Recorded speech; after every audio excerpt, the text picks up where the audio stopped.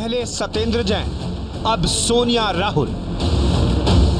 ED notice पर politics high. प्रवर्तन निदेशालय ने कांग्रेस की अंतरिम अध्यक्ष सोनिया गांधी और राहुल गांधी को नेशनल हेराल्ड मामले में समन भेजा है। ईडी ने मनी लॉन्ड्रिंग केस में दोनों से 8 जून को पूछताछ में शामिल होने के लिए कहा है। इस बीच कांग्रेस ने कहा कि सोनिया गांधी पूछताछ में शामिल होंगी। अगर कांग्रेस नेता राहुल गांधी दिल्ली में रहे तो वो भी पूछताछ के लिए जाएंगे। दरअसल ईडी ने नेशनल हेराल्ड केस की जांच में दोनों नेताओं को शामिल होने को कहा है। इस केस में ईडी ने कांग्रेस के 2 बड़े नेता पवन बंसल और मल्लिकार्जुन खड़गे को 12 अप्रैल को जांच में शामिल होने का नोटिस भेजा। 2014 में सुब्रमण्यम स्वामी ने सोनिया और राहुल के खिलाफ केस दर्ज करवाया था। इसमें स्वामी ने गांधी परिवार पर करीब 55 करोड़ की गड़बड़ी का आरोप लगाया था।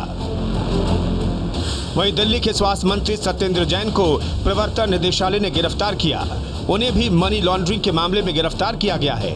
पूरा मामला करीब 5 करोड़ रुपए की हेराफेरी से जुड़ा है। उनकी गिरफ्तारी पर राजनीति भी शुरू हो गई है। आम आदमी पार्टी ने दावा किया है कि जिन कंपनियों का नाम सामने आया है उनसे सत्येंद्र जैन ने मार्च 2013 में ही इस्तीफा दे दिया था।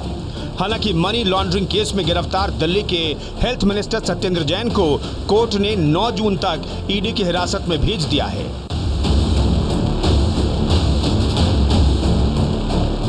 कांग्रेस का केंद्र सरकार पर हमला।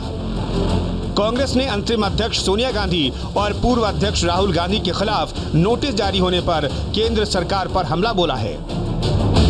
प्रवक्ता रणदीप सुरजेवाला ने कहा है कि तानाशाह सरकार डर गई है, लिहाजा बदले की भावना से कार्रवाई कर रही है। आंदोलन की आवाज बने इस अखबार का मूल मंत्र तब और अब दोनों समय था, आजादी खतरे में है, अपनी पूरी ताकत से इसकी रक्षा करें।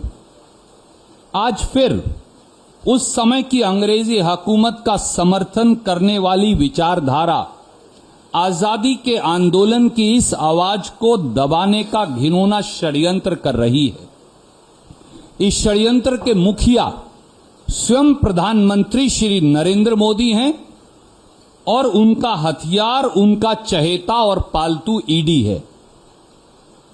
देश को गुमराह करने के लिए आए दिन मुद्दों को भटकाने की राजनीति में माहिर मोदी सरकार अब बदले की भावना में अंधी हो गई है। बीजेपी अध्यक्ष का सोनिया राहुल पर तंज। वहीं कांग्रेस के वार पर बीजेपी अध्यक्ष जेपी नड्डा ने पलटवार किया है। उन्होंने सोनिया राहुल पर तंज कसा और कहा कि अगर चेहरा गड़बड़ है तो आईना साफ करने से फर्क नहीं पड़ता। कभी आपने देखा कि कोई मुजरिम बोले कि वो बेईमान है? कभी कोई मुजरिम बोलता है कि मैं बेईमान हूँ? सजा हो जाती है, 20-20 साल जेल में रह के आते हैं, वो हमेशा ही बोलते हैं कि गलती में हमको फंसा दिया। तो जो आदमी कटघरे में खड़ा है, जो बेल पर है, तो बेल उठवा लो ना, चार्जेस हटवा लो ना, क्यों नहीं करते? तो इसलिए नहीं करते हैं क्योंकि कागज सच्चे हैं और कागज परमानेंट होते हैं, तो वो उनको उस जगह पर खड़ा रख रहे हैं। ये तो वैसे ही है ना कि